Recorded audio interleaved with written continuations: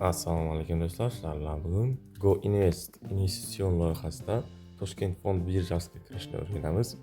Ilovadan avvalo to'liq ro'yxatdan o'tishimiz kerak bo'ladi va identifikatsiyadan o'tamiz va brokerlik hisob raqam ochgan holatda O'zbekistondagi top kompaniyalarning aksiyalarini sotib olgan holatda biz ularga sherik bo'lamiz, foydadan dividend olamiz yoki aksiyalarni ko'tarilishidan foyda olamiz do'stlar.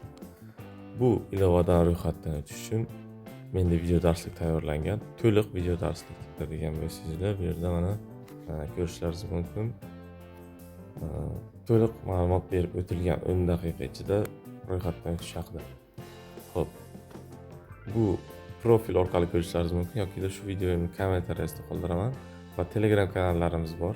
Telegram kanallarimizga ham joylab qo'yaman. Telegram kanallarimiz albatta shu video kommentariyasida bir havola yoki video opsiyasida. Xo'p do'stlar, bizda mana ko'rib turibsizlar, aksiyalar to'plamlari.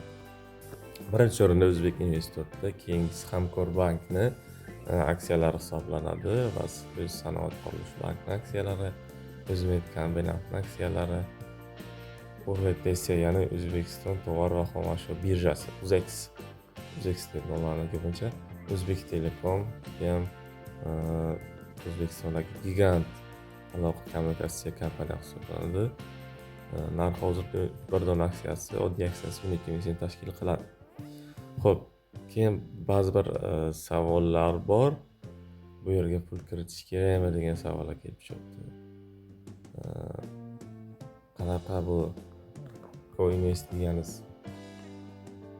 Qanaqa u faqatron emasmi degan bir savollar ham kelib chiqdi. Odamlar ko'pchilik bilmadim. Nima Adnexbetga, Mosbetga pul tikishadi. Lekin boshqa bir to'g'ri investitsion loyihani tavsiya qilsangiz, uje faqatronmi degan gaplar kelib chiqadi-da. Buni Google'da qidirsangiz ham o'zi kelib chiqadi sizlar. Hozir mana eksperiment qilinadi. O'zingizga ham Google'ga ham ishonmasangiz, mana ChatGPT Gemini Google'ning o'zining shaxsiy nimasi. Xo'p, so'radim. Jet Invest va Go Invest haqida ma'lumotlar egamsan deb basras chiqib keldim. Jet va Go Invest ikkalasi ham O'zbekiston fond birjasi, Toshkent Respublikasi fond birjasida xalqaro bozorlarda aksiya hamda obligatsiya sotib olish va sotish uchun mo'ljallangan investitsiya ilovalari, brokerlik platformalari hisoblanadi. Xo'p, quyida har ikkalasi ilovada ham asosiy ma'lumotlar va ularning o'ziga xos usullarni keltirib o'tamiz. Jet O'zbekistondagi eng ommabop va qulay investitsiya ilovalaridan biri hisoblanadi. Bu kapital sug'urta yoki hamkor brokerlik kompaniyalar orqali xizmat ko'rsatadi. Lekin bu yerda to'liq to'g'ri yozilmagan, lekin investitsion platforma hisoblanadi. Jet Alkens bilan hamkorlik qiladi broker va asosiy nimalari mahalliy bozor bilan ishlaydi. To'g'ri. Qulay interfeys. Bunisi ham to'g'ri. Hisobni to'ldirish va yechish O'zbekiston bank kartalari orqali bemalol foydalansa bo'ladi. Sizning aksiyalar qiymati kunlik o'zgaradi. Sizdagi aksiyalar qiymati. Foyda zararini real vaqt rejimida ko'rib turish mumkin. Juda ham to'g'ri bo'lsa. Go Invest O'zbekiston bozorida faol rivojlanib borayotgan yana bir zamonaviy investitsiya ilovasi hisoblanadi. U Freedom Finance yo'q, bu bilan hamkorlik qilmaydi u. Bu hozirda Kapo bilan shu kapital sug'urtasi bilan bu hamkorlik qiladi. Xo'p, xalqaro bozor bilan olib to'liq hamkorlik qilgani yo'q. Bilgan bo'lardim. Kengroq tahlil qilish uchun qurollar juda ham to'g'ri bu. Xo'p, ilova funksiyada aksiyalar harakati bo'yicha bildirish nomlari. Bozor yangiliklarini kuzatib borish imkoniyati bu ham to'g'ri. Xo'p. Ikkalasi ham zo'r deyilgan. Xullas, mana shunaqangi loyiha bor O'zbekistonda. Bu narsani 2022-yildan buyon kuzatib kelaman. 2023-yildan buyon savdo qilib kelaman. Shu paytgacha kuysanman-ku elimda. Xo'p, ba'zi bir fikrdoshlar shunda bu. O'zni qiynaydiganlar uchun yoki qiynamaydiganlar uchun. Xo'p, bu yerda mana ko'plab aksiyalar mavjud. Aksiyalar ham o'zi ikki xilga bo'linadi, ya'ni imtiyozli va oddiy. Imtiyozli aksiyani imtiyozi har yil sizga dividend berishga majbur kompaniya. foyda olsa ham olmasa ham. Imtiyozsiz oddiy aksiyani sizga beradigan ustunligi, siz shu kompaniyada ma'lum bir majlisda bo'ladi, aksiyadorlar yig'ilishi deyiladi. Mana shunga borib yig'ilishda ishtirok etishingiz mumkin yoki shu onlayn ishtirok etsangiz bo'ladi. Endi ko'proq aksiya bo'lsa, bittagina bilan sizni уже ovoz u darajada ham ahamiyatga ega bo'lmaydi. Xo'p, keyingisi. Shu yerdan mana bu aksiyamiz shu yil yaqinda chiqqan aksiya strukturasi juda ham ajoyib. O'zbekiston Respublikasi Milliy investitsiya jamg'armasi. Bu jamg'arma o'zida 7 tadan ortiq O'zbekiston Respublikasi kompaniyalarini, davlat ulushlarini o'zida jamlagan. Xususan Uzbek Airways, top gigant kompaniya. Shu bo'yicha o'sha nima bo'yicha o'zi bitta bizga kerak, Uzbek Airways. Uchtelekom O'zbekistonda 70% aloqa kommunikatsiyasida monopolist hisoblanadi. Endi 70% nega ta'min. Xo'p, chiqarilgan aksiyalar soni 100 million milliard 5 trillion 54 milliard 212 million 531 Xo'p, nominal narxi 5 so'm, hozirda 5.42 da turadi, lekin bu aksiya ko'tarilib ketadi. Juda keng miqyosda ko'tariladi. Sababi bu aksiya chiqishdan oldin shu narsa qonun bilan belgilangan 2030-yilgacha, 2030-yilgacha o'sha ixtiyoridagi kompaniyalar aksiyalar borku, o'sha dividend beradi. Bu barcha dividendni o'sha ma'lum bir vaqtgacha, o'sha 30-yil yoki 2030-yilgacha qonli dividend qilib berishga majbur. Hisobidan bu aksiyani olish kerak. Juda ham zo'r. Xo'p, yana qanaqangidir elementarni joylar qo'ygan bo'lishi mumkin. Bu yerda pul solish va pul chiqarish bo'limlari bor. Pul kiritish uchun GoInvestda 1% olib qolinadi do'stlar. Pul yetish uchun esa 0.6% pul olib qolinadi. Ana endi xo'p, bu yerda 2 xil daromad olishimiz mumkin. O'zi 3 xil, endi 2 xilni hozir tushuntirib beraman. Asosiylar. Uzoq muddatli sarmoya qilish orqali va qisqa muddatli savdolar orqali daromad olish mumkin. Aytaylik, uzoq muddatli bo'ladigan bo'lsa, siz kamida bir 5-10 yil yoki 10 yildan ziyodroq aksiyalarni ushlab turasiz va ular 10 baravargacha olgan aksiyalaringiz o'sib boradi va siz shu 10 yil mobaynida har oy kamida 1 milliondan pul solib boraversangiz, tushgan dividend, boshqa yana o'g'ridan pul keladi solaversangiz, pulingiz juda katta sarmoyaga aylanadi. 10 yillarda juda katta sarmoyaga aylanadi. Va o'sha 10 yildan so'ng siz o'sha kompaniyalardan tushadigan dividendlar orqali ishlamasdan ham pul bemalol topsangiz bo'ladi. Oyligingizni bemalol olsangiz bo'ladi. Xo'p, endi qisqa muddatli savdo bo'lishi uchun sizda sal kattaroq oborot bo'lishi kerak. Aytaylik, qancha oborot bo'lishi kerak degan bo'lsa, kamida 100 million. Sababini aytib o'taman. Bu yerda ko'p narsani foizlar hal qiladi. Aytaylik, siz 100 ming so'm pul soldingiz. 100 ming so'm pulingiz bir oyda 10% ga ko'tarildi. Aytaylik, 13% ga 14% ga ko'tarildi. 14% ga bir oyda ko'tarildi. Endi 14% pul bu 14 ming so'mni tashkil etadi sizning 100 ming so'm uchun. 14 ming so'm. U 14 ming so'mdan 1% pul kirgizish uchun, 1% chiqarish uchun, 1% sotib olish uchun, 1% sotish uchun 10% doxod qoladi sizga 14%.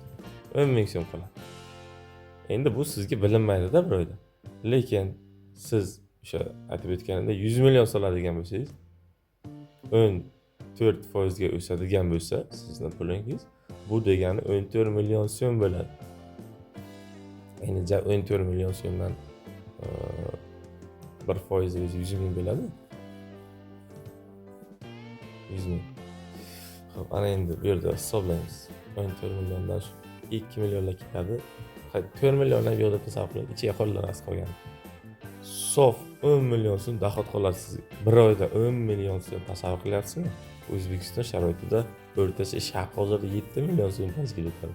Toshkent hisobi bo'yicha. Biletlar kesimida aniq esimda yo'q. 7,5 million manaman degan oylik O'zbekiston sharoitida. Normal yashasangiz bo'ladi. Agar kvartirada tursangiz, ozgina choqish mumkin bunda ham. Agar o'zingizda 100 bo'lsa, bemalol 10 million so'mga normal ish qilsangiz bo'ladi. Prosta 100 million оборот kerak. Endi 1 million so'm bilan hisoblaydigan bo'lsak, 14% foyda 100 ming so'm tashkil etadi. Bu ham u daraja bilinmaydi-da. To'g'risini aytaman, bilinmaydi. Mayli 10 million soladigan bo'lsangiz, endi bunda 10 millionda 10 millionda 1 million degani 10 million so'm оборот qilsangiz 10% foyda 1 million doxod. Bu ham bir oyda yomon emasda, sababini aytib o'taman. O'zbekistonda banklar bor. Banklar eng ko'p borsa o'zini shartlari bilan 20% gacha beradi. 20%. Siz 30 kunda уже 10% ishlayapsiz. Yana 30 kunda может ishlab bilasiz. Bo'lmasa bir oy tashlab, bir oyda bemalol ishlab bilasizda. Bir yilda уже 50% gacha doxod olib kelish mumkin bu yo'nalishingizga. Endi kimdir chorvadan yaxshi foyda keladi deydi. Endi chorva ham yaxshi. Может bitta ikkita uyda qilib qo'yganingiz ma'qul o'zingiz uchun. Lekin hozirda juda ham katta miqdorda boqadigan bo'lsangiz, bu sizga to'laqonli balans bermasligi mumkin. Sababi u jonli baribir kasal bo'lishi mumkin. Boshqa bo'lishi mumkin. Ovqat yeyolmay qolishi mumkin. Xudo ko'rsatmasin. Va yeyishi ham bor, normalniy bir boqib tursangiz unda ham o'zgarish bo'ladi. Bo'lmasa bu chorva bilan ham minusga kirib ketish ehtimoli bor. Bu O'zbekiston fond birjasi hammasi davlat tasarrufida sizni manfaatlaringiz himoya qilingan. Kompaniya mabodo unaqasi kamdan ham kam bo'ladi. Bankrot deb o'zini e'lon qilsa, sizda uni aksiyalari bo'lsa, o'sha oxirgi savdolardagi o'rtacha hisobdan o'rtacha eng pastligini aytaylik, kimdir 7 mingdan sotmoqchi, kimdir 6 mingdan olmoqchi. 6,5 mingdan sizdan sotib oladi aksiyalar. Sizdan 6,5 ming so'mdan sotib oladi menimcha. Qayerdan pul topadi degan savol kelishi mumkin bankrot bo'lgan bo'lsa. O'sha o'z tasarrufidagi mol-mulklarni, texnika va texnologiyalarni, avtomashinalar bo'lsa hammasini auksion orqali sotib, o'sha biriktirilgan holatda sizga o'sha pul muomalalarini o'tkazib, aksiyalarni sotib oladi. Hammani oldi, keyin yo'qolib ketadi do'stlar. Xo'p. Bu yerda keyin obligatsiyalar bo'limi bor. Bu yerni hozir buni tushuntirish uchun alohida bir kamida 20 daqiqa vaqt ketadi do'stlar. Obligatsiya bu aksiyadan ko'ra nima deydi? Aniq stavka. Aytaylik, agat kredit degani bu mana. Bu sizga bir dona obligatsiyasi uchun yiliga 25% doxod olib keladi. 25%. 100 ming so'm bitta aksiyasi, 100 ming so'mlik aksiya sizga o'sha nima deydi? 25 ming so'm bir yilda olib keladi. O'zini muddati 2 yil mana ko'rib turibsizlar. 2 yil qo'yib. Bu yerda 3 yillik obligatsiya bor. 3 yillik eng ko'p hozirda 3 yillik hisoblanadi menimcha. 1 yilligini ko'rganim yo'q. 3 yillik, eng kami 1 yillik obligatsiyalar hisoblanadi. Xo'p. Mana bu o'zimning shaxsiy profilim hisoblanadi. Hozirda ozgina aksiya turibdi. Sotaverdik, foyda berganligi sabab. Bu yerda obligatsiya ham bor. Go Invest'ning shunaqangi zo'r nimalari bor. Aytaylik, siz obligatsiya sotib oldingiz, bu yerda общий foydani ham ko'rsatib turadi. Buni o'lchamiz deb o'zamiz, bu to'langan kuponlar, dividendlar ko'rilgan pozitsiyalar hisobingizga kelib tushgan haqiqiy daromad. Bu lekin aksiyani o'sishidan bo'lgan menimcha. Mana bu kutilayotgan foyda deganni bo'lsamiz, bu sizning ochiq pozitsiyalaringizdan keladigan potensial daromad, bu hali to'lanmagan kuponlar yoki aktivlar qiymatini kutilayotgan o'sishini o'z ichiga oladi. Hali fiksatsiya qilinmagan. Mana shuncha sizga foyda olib kelishi mumkin deyapti. Foyda olib keladi deyapti. To'liq nima emas bu ham, lekin o'sha bu bilan iloji bor. 20 necha foizlik aksiyaga kutilayotgan daromad 37.4. Mazami 37.4. Xo'p, 1 yilda 37,5 ming.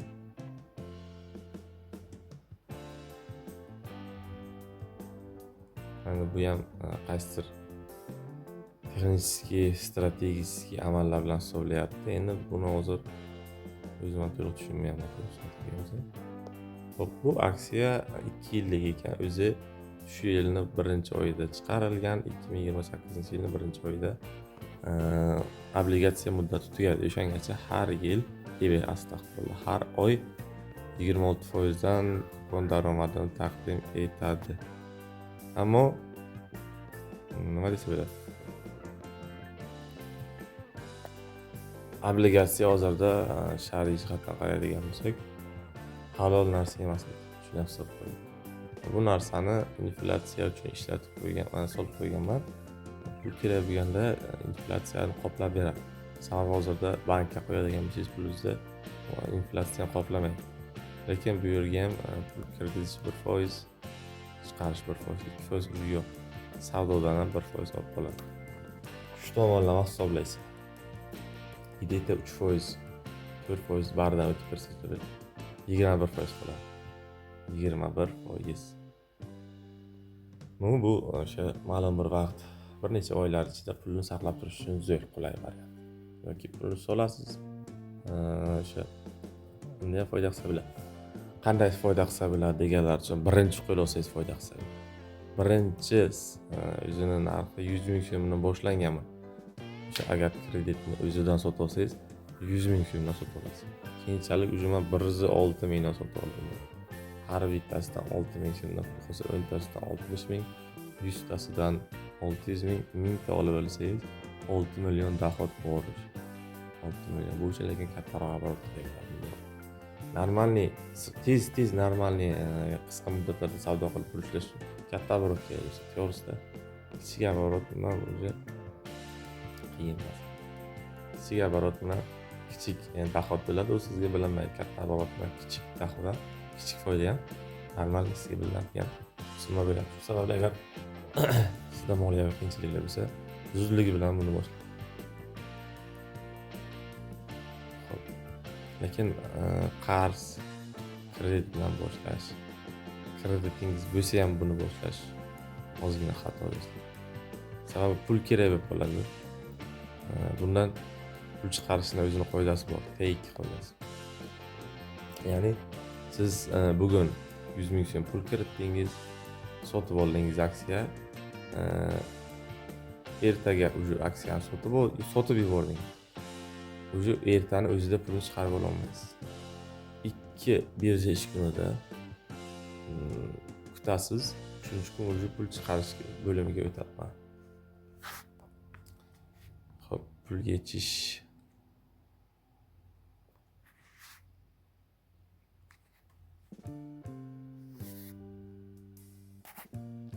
Mana ko'rishimiz mumkin. Mavjud balans deb turibdi. Bu yerda общий summani ko'rsatadi, bo'yish mablag'ingizni. Agar siz sotib olib sotgan bo'lsangiz, pul mana bu yerda bo'ladi. Mana bu 00 turadi. Menda hozir o'sha 2 birja kunimi, 3 birja kunimi o'tib bo'ldi. Shu hisobidan pul yetishda ham turibdi. Shu hisobidan pul yetishda ham turibdi. Qolgan pulimda aksiyalar, obligatsiya sotib olinganligi sababli qolganlarini hozir ko'rsataman. Ular boshqa bir portfellar. Xo'p, mana shunaqangi elementarniy narsalar bor. Ularni ham hammasini sotib olgan holatda to'liq o'zingiz yaxshilab o'ylab ko'rgan holatda bu yo'nalishdan foydalaning.